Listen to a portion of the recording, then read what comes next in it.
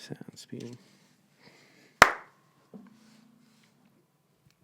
All right, welcome to episode number 43 of the Songwriter's Couch. That is presented by the Patrick Joanne Band. Me. That's me.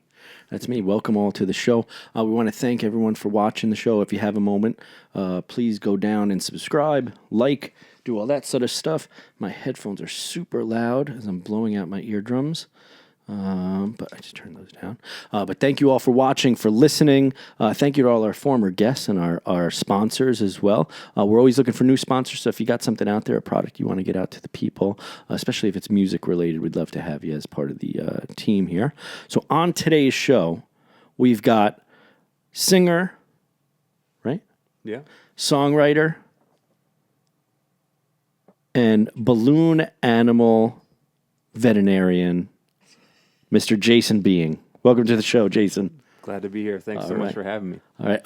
Yeah, did I say like and subscribe and all that already? Like, subscribe, comment if I didn't already say that because that helps the algorithms. Welcome to the show, man. I did that today, actually. Did you? Did you subscribe? Yeah. You got to do it, especially if you're a former guest of the show and you're watching this right now. Make sure you subscribe if you haven't yet, you bastards. Yeah, I'm back from Boston, so I've got the Boston accent thing going on right now.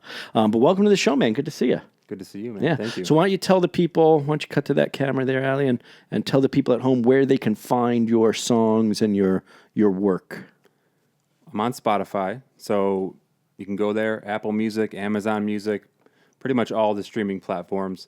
And then I post a lot of content on Instagram, music videos, live videos of me playing, Facebook. TikTok, I'm trying, but that's I don't know if I get TikTok. I think I'm too old for TikTok. Yeah, that's kind of how I feel too. I get a little. I think I started a TikTok page at some point for the band, but it never ended up being something. Hasn't been going very well. Yeah, for me. I don't go on TikTok and actually watch anything, so maybe that's part of the reason I don't know anything about it, but I probably should. But all that stuff will go away. It's like MySpace. You're old enough to remember MySpace. Oh, yeah. It all goes away eventually anyway, so I'm not going to learn something new just for it to go away. Come on. I didn't mention, though, at Jason Being Music, so on all those platforms, Jason Being Music. Cool. And on Spotify, it's just Jason Being, Apple Music, etc. So. Awesome. Yeah, and we'll post the links, too, of everything down under the description of the show here. So as we do normally in most of our shows, we have our two truths and a lie segment, which I guess we should start at what, right now?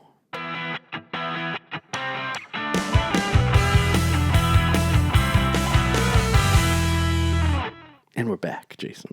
The magic of post-production work. Are you ready to do it? I didn't even ask if you're ready to play. I was prepped, so okay. I'm good. All right, you're going to give us all three and do your best to have your poker face on, like Lady Gaga tells you. Yep. And then we'll both try and guess which one of the three is a lie, and then you let us know if our lie detector or lie detection skills are accurate. All right, you ready? I'm ready. Let's do it. What do you got for us? So, I have my pilot's license. I'm trained as a yoga instructor. And I'm a professor. These are all. See, this is a tough one now, right? I could see it on your face too. You have no idea. Because there's nothing kind of crazy in there. So we have got professor, Pilot's license, yoga, are the three.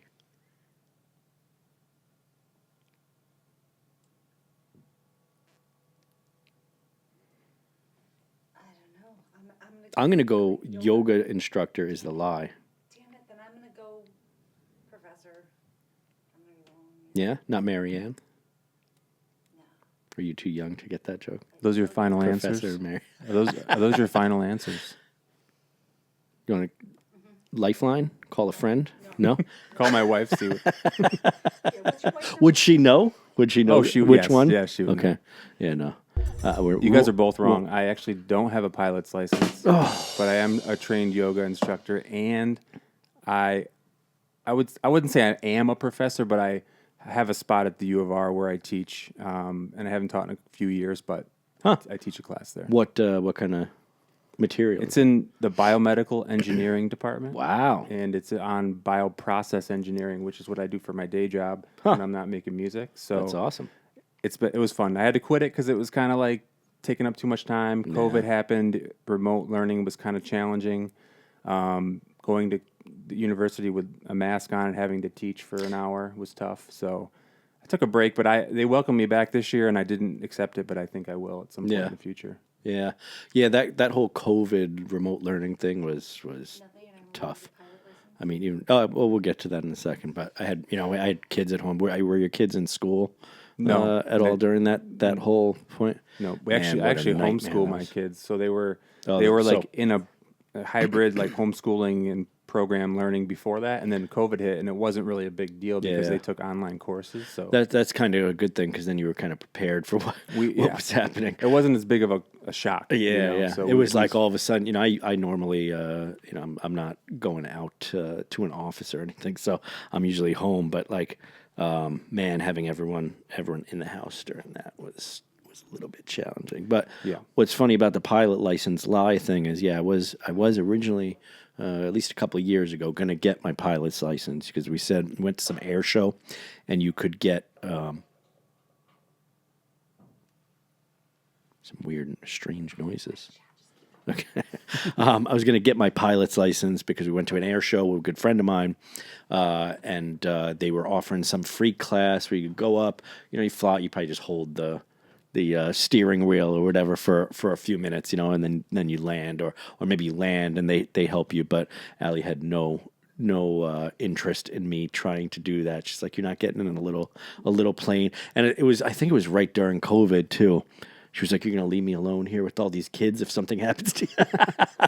Well, I don't understandable. I don't like to fly really, so I thought that'd be a good one to throw out there because I would say I have a fear of flying, but I've overcome it because I travel a lot anyway. So, but definitely to get into a small aircraft, like a single engine, single seater, or two seater, I have no desire to do that at all. Okay. So that's part of it for me, though, is that I also don't like flying. And like you, I travel so much that, you kind of get over it. But still, I feel there's this anxiety of, for me, for whatever reason, it's taking off that freaks me out. I think it's just because the engines are fully revved, so you really feel like the power of as you're going up. And I'm always worried it's just going to be like, we're done flying, and it's going to go down. But I always feel like if I had my pilot's license, then I would have the ability to, if something were to happen in midair, I might have the chance that I could get up there and fly the plane and save it. You know what I mean? At least then I have some experience with it. Yeah, more so than the average passenger, for sure. But it's still, I think, flying a commercial jet in one of those small planes is a completely different. You think so? No, they're pretty close. No? All right, well. Maybe they both have that joystick thing to steer with, I think. That's probably... That is true. Well, the other thing about the commercial jets is you'd have one, flight... what are they called? Flight tower or whatever helping you. But then there's always like 5 people in the cockpit too. So there's bound to be someone there that could help you out, Yeah, but I guess they would probably take over instead of me if something were happening. But, But anyway, that's my fantasy of why I want my pilot's license. Not because I would want to fly all the time, but just because if something was going wrong, I could grab the wheel and that's an interesting reason to want it. But it's control issues, I think. Well, that's why what it is. Flying is scary because you're not in control. Yeah. So yoga instructor also, huh? Yeah. So I am trained as a yoga instructor. I taught yoga like right before COVID started, about 6 months before I started teaching, and then COVID hit and it was on pause for a while. And then I ended up going back to teaching during COVID, which included masks again, and it's hot yoga, so you're wearing a mask in a hot room. I feel like I'm bashing on the mask. I'm not anti-mask. Well, It just I used to do Bikram yoga at a place here, and Okay. I was doing yoga. I think at the Breathe yes, Studio or whatever. That's exactly where I trained. And yeah. I stopped doing it there too because of the I haven't I just couldn't do it. Even the gym, can't I breathe. couldn't. I canceled my gym membership because I was like I can't run. I was running a lot at the time. It's like I can't run with a mask on. Yeah. So I bought a treadmill. I bought like a sauna for the house. I bought all that kind of stuff just because I couldn't do it. I couldn't work out with the mask on. It was killing me. So Yeah, it was in the hot yoga. You're sweating, and the thing gets saturated, so it almost. I mean, it literally is suffocating you. You can't breathe there's through. no It's just like loses all of its breathability as you're doing it. it's like you're But, underwater. yeah, it's good. It's like getting high, but not really. You're just kind of suffocating. Really, it's the only. That doesn't sound like the fun part of getting high. Your own spot. So it's good to get to know you a little better, Jason. Yeah. That's cool. So, all right, so let's get into the music part of it. I always kind of ask like how our guests got into performing music, and usually I preface it with like someone in the family or like what caused you to be like, you know what, not only do I like music and I listen to it, but I want to get up and actually perform it and do it. I'm guessing potentially as a full-time living and all that stuff. I don't know when that maybe came into your possibility world of possibilities or whatever, but how'd you get into playing music? So I don't have any family. Well, that's a lie. My mom and dad don't play music. My grandmother was an organ player for church, and was for many years up until recently, and she plays piano as well. And she was very musical. Although we didn't see that in the home, at our house very much. When none of us had pianos in our family, so really I don't know where the desire initially came from to perform music and sing and do whatever. But I do know that when I was 15 years old, I would lay on my trampoline in my yard with my neighbor, and we would freestyle rap. And we would just like make up raps off the top of our head. Do you remember one? Can you pull one out right now? can't. Do a little freestyle it was for us? Probably something about things 15-year-olds go through. Sure, like, sure. Losing a basketball game in the driveway, or some girl issue or something. I don't know. Yeah, wanting to get your driver's permit. Yeah, or something. can't wait to get. That's what my kids are already saying to me. But from there, and then I went. So then I went on, and actually, continuing in high school, I used to freestyle rap in the back of my car with all my friends when we were out having fun, and we'd put like an instrumental CD into the car, and then the beats would play, and we would just freestyle rap. Nice. Can you still freestyle like to this day, or no? I can rap a little bit, but the freestyle part of it is just like the words don't come to me as smoothly. So like I was very good at it for a while, and then now I would just sound like a fool. So I do actually have a song that I wrote called Mine, and it has a rap in it, and I just released that one and re-released it really, but I rap in that one. Is that under Jason Being? Yep, it's on the Glory album, and I reimagined that one with Aaron Lipp at Temple Cabin Studios because I had recorded that previously with a guy in Nashville, like through the internet. We just did, like an online thing, and I didn't, I wanted to reimagine it with Aaron, and so I rap on that one, and then I have some other raps that I've written, but freestyling's hard. That's a long way to say it. Yeah. Freestyling's hard. Yeah, it's like anything. I feel like if you're out of practice, it ends up being harder and harder. Like songwriting in particular, if you take a long break from it, you can kind of lose the ability for it to come as quickly as you know. Yeah, and like speaking Spanish, which I used to be able to speak Spanish, and then you don't speak it for like 5 years, and then you just like you lose it. You're in a conversation with somebody, and you just can't find the words to say. Right. So when did you first start? Was guitar your first instrument, or was there something else like piano? Yeah, so I started with guitar, but I didn't start playing guitar till I was 23, maybe. Huh. So like I went to college at the University of Rochester. My friends were all musicians, so I was in the band kind of because they were my friends and they all played. And then I just realized that I could kind of sing, and I was really interested in songwriting. So like they would play some instrumental thing, we'd be hanging out, jamming, and I would just come up with some lyrics. And I had a couple songs, 3-4 songs that we performed that I wrote the lyrics for. Maybe not that many, maybe it wasn't even that many, but There was one I did a rap in, and we would perform on like the fraternity quad at University of Rochester. We'd go to Milestones when they had open mic there, like a full band open mic, and we would do our own songs. We would cover things like Snoop Dogg's G's and Hustlers. Right. That's cool. So it was just fun. It was like just a fun thing to do, you know. And but then, so I started late with the guitar, which it was one of my biggest regrets. Really, I wish I played earlier in my life so that I was more fluent on the guitar. But I learned it enough to be able to eventually start writing songs, you know, and you know all the major chords, you know the you know the standard chords, and then learning by listening to other people's songs and playing them and like, oh, that arrangement sounds cool, or those two chords from that one to that one sounds cool. So I just started building that over time, and then, you know, I guess I like the poetry of songwriting, and I like how you can express something pretty deep but also like make it entertaining and make it sound good, you know? 'Cause, you know, I wouldn't be one to write spoken word poetry, but I understand, you know, the power of words and how it conveys emotion, and to put that to music, I was like, oh, that's awesome. So like that's, you know, I just love I'm a big lyrics person. I love songs with good lyrics. Yeah. Yeah, that's me too. I kind of started out by similarly writing kind of poetry and just writing a lot before I started learning any instrument at all. I mean, my dad was a guitar player. My older brother was a guitar player.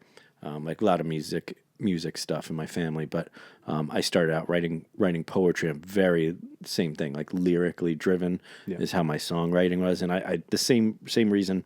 You know, you started playing guitar. That's how I started. I started on bass, then I got into guitar and just learned the open chords and realized I could write songs now. Yeah. And that's more my interest. My older brother was more into like lead playing and the more technical kind of being a guitar player. As a matter of fact, was it 2 episodes or 1 episode? I had my piano player on, and he said, I wish you would be a better guitar player, Pat. I'm like, I have no interest in being an Eddie Van Halen or anything like that. I want to write songs. So I actually have more interest in kind of learning piano now than even getting deeper into the, you know, into the guitar. But what do you think? Why is the reason that is the case? Is there a particular band that was like super lyrically driven that you like were into, or bands? I mean, I went through so many phases of music in my life. I feel like, you know, it started off with probably grunge. I think the grunge came first. Nirvana, Stone Temple Pilots. How old were you when Soundgarden. that stuff came out? This was in the 90s. Teenager? So I was a teenager. All right, so we're about the same age then too. Yeah. Yeah, that was me too.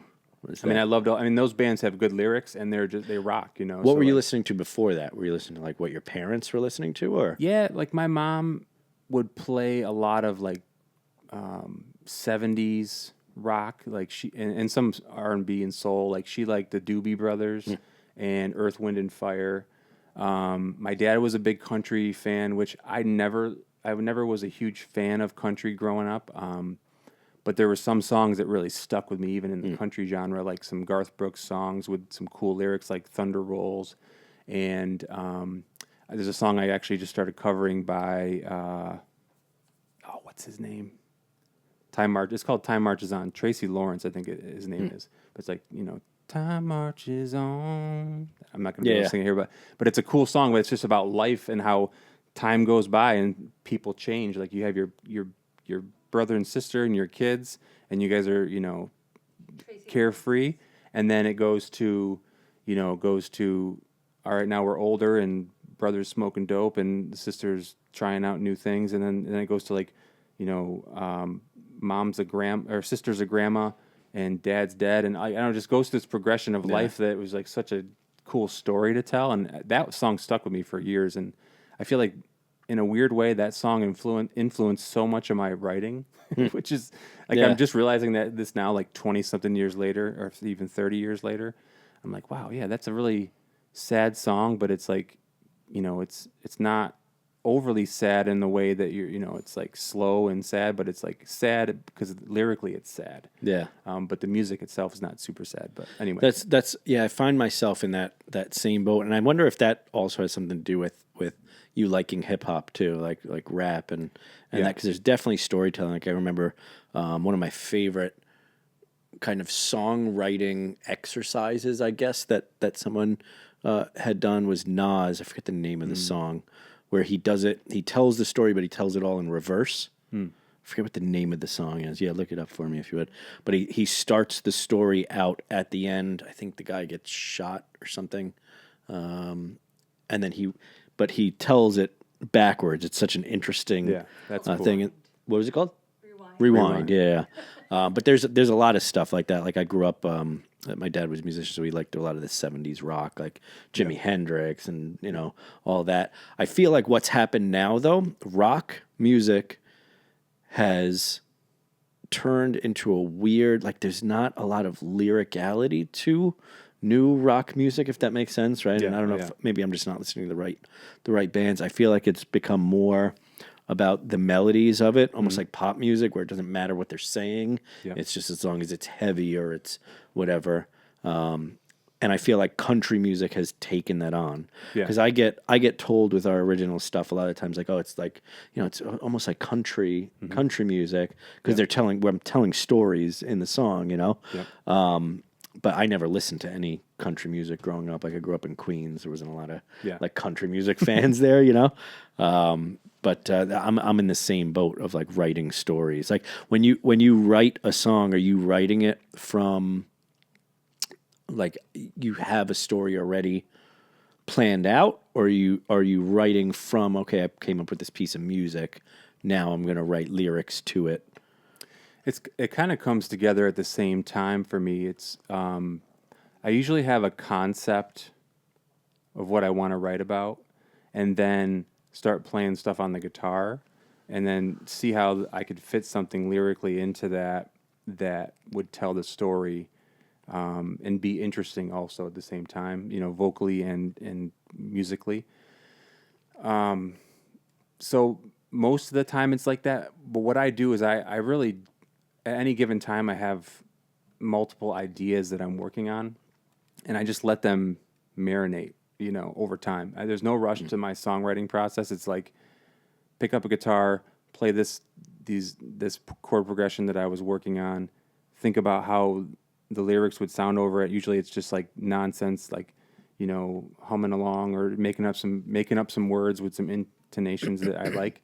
And then eventually the words kind of appear in there just from my mind, just with root, like repetition, it's like not very sexy or it's not very glamorous, but it's like, just like, Playing it over. It's like the ditch digging of songwriting. Yeah. It's just like you just repeat it and do it, and then eventually you have something. Sometimes you that you never love works. that part, Allie, right? Of songwriting, when you get to hear the same thing over and over and over. That's the fun. Make sure your wife It's- knows the same thing. I try to lock myself away, so that she doesn't hear it until it's completely, like, not complete, but close. Maybe just Well, what's funny too, because like once you get that with a lot of like musicians, like significant others or whatever, kind of the magic of it disappears, and then eventually it's like seeing the sausage made. They're just like, yeah, whatever. Yeah. And And they th- become and that's disillusioned with the magic of. That's why I keep it Rock kind of to stars. myself. I keep it to myself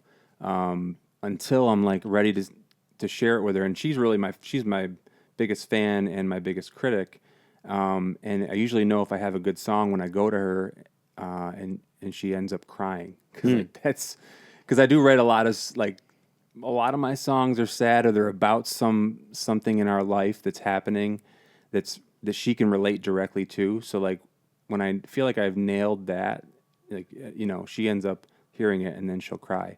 If she doesn't cry, I'm kind of like, oh, I guess I got to You go didn't back to nail the it, drawing yeah. board with that one, because it just wasn't powerful enough. never cried. That's funny. So do you feel like you primarily then write based upon your life experiences, or is it something? Because some people write conceptually. Okay, I've got this concept of a story. It didn't actually happen, but you can pull bits and pieces kind of from your life experience. Okay, this is maybe how I would feel in that moment or whatever. Or do you tend to actually write about experiences? A lot of songwriters will blur the names, save the names to what is it, protect protect the innocent or not so innocent. Yeah, I write about things in my life, and it's not, but it's not always like a personal story for me. But it's like what I'm going through, what my family's going through. It's usually one of those things. I mean, the last album, or the album I just released, Glory. I mean, every song on there is personal. You know, it's like one's about like my mother-in-law has Alzheimer's. I wrote a song called "The Long Goodbye."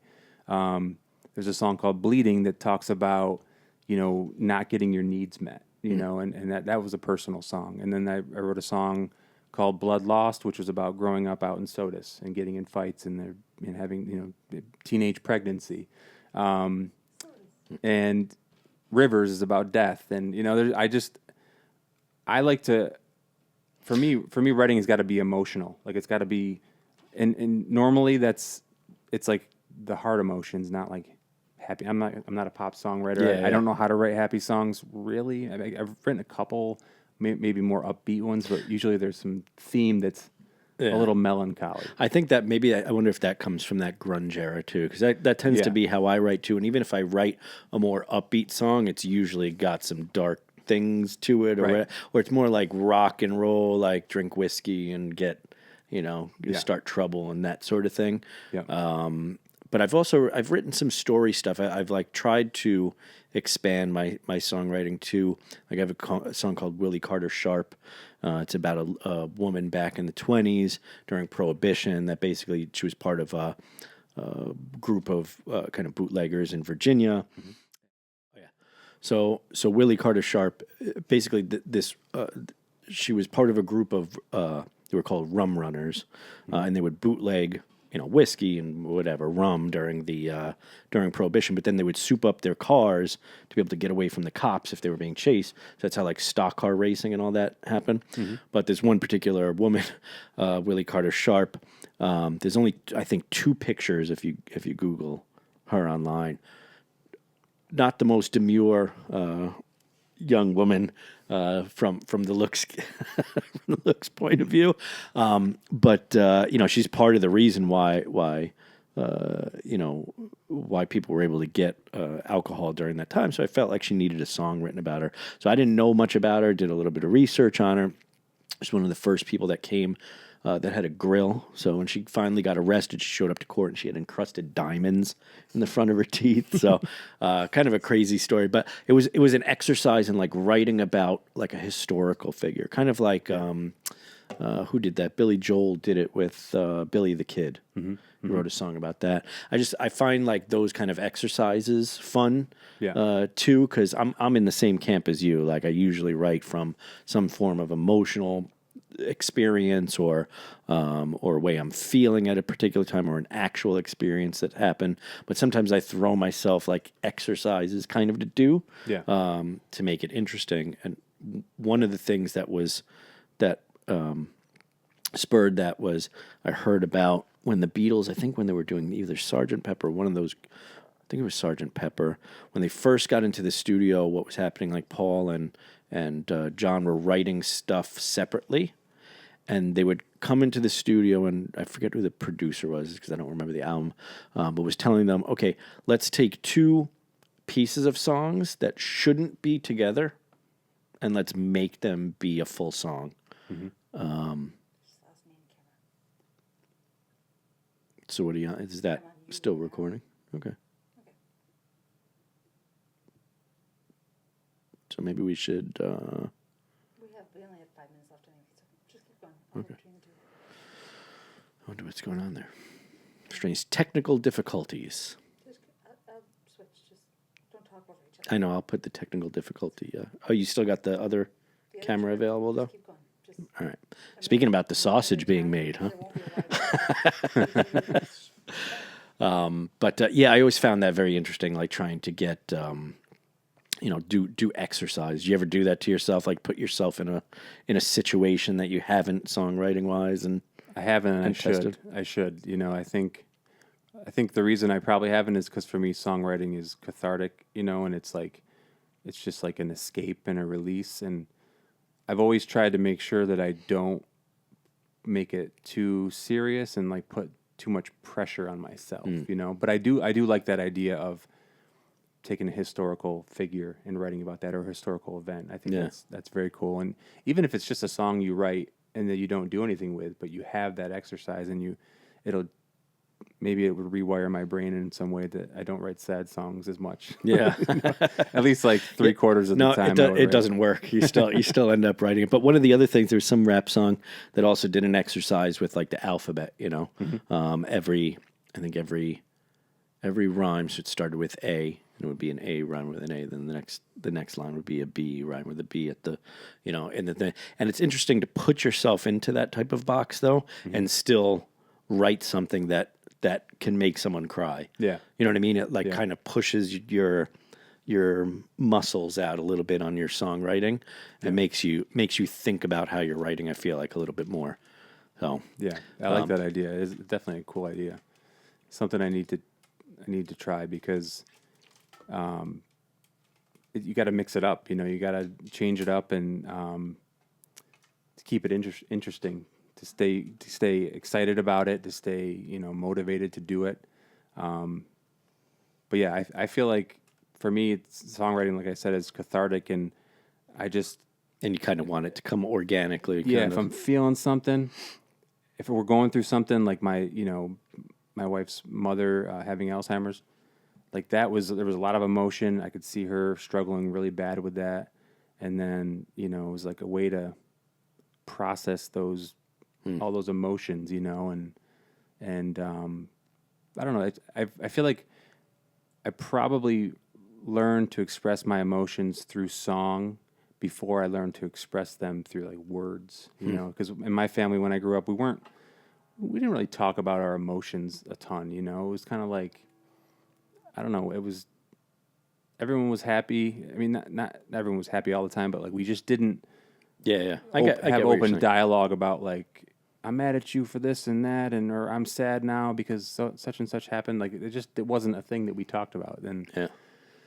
I found songwriting, and I'm like, oh yeah, I can process what's going on inside, kind of, and do it in a way that's not so like personal, or so like people don't know if I'm talking about myself or I'm just making up a song, you know? Yeah. Well, that's part of it too, right? Like when I do write about personal, like some sort of personal experience, I typically try and like, you know, take their names and the actual events a little out of focus, you know, to a little bit more of a wide range of people can relate to it. So it's not so personal, but sometimes also having those, like getting more detailed, it can be interesting, because it almost like you can paint a picture in someone's head of exactly what you want them to be imagining as it's all going down too, you know? Yeah. It's difficult to do and have a lot of people still relate to it. But again, I feel like those little exercises of songwriting make you better. Yeah. Too, you know. Absolutely.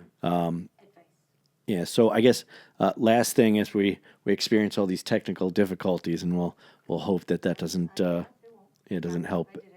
Doesn't end up causing us to have to re-edit everything. But so one piece of advice you would give to someone starting out, because you said you started guitar playing a little later, obviously, you know, you would have wanted to start probably playing a little bit earlier to get some more technical stuff out. But I will give you this: more years, and I'm proof of it, doesn't necessarily give you more well, I wanted to start prowess, earlier in my life. So like when I was a teenager and I could be in my room and that's everything was still kind of, my brain was still developing, you know.